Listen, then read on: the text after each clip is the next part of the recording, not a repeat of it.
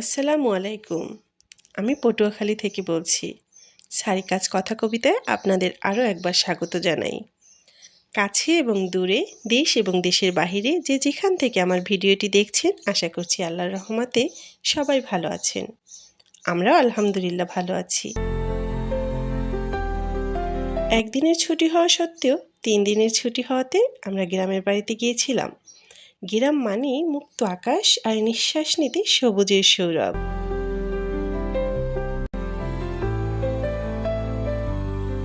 গ্রামের বাড়ির একটি বিশেষ মজার ব্যাপার হলো নিজেদের সবজি বাগান থেকে নিজ হাতে সতেজ শাকসবজি সংগ্রহ করা আর সেগুলো নিজের হাতে রান্না করে সবাইকে পরিবেশন করা।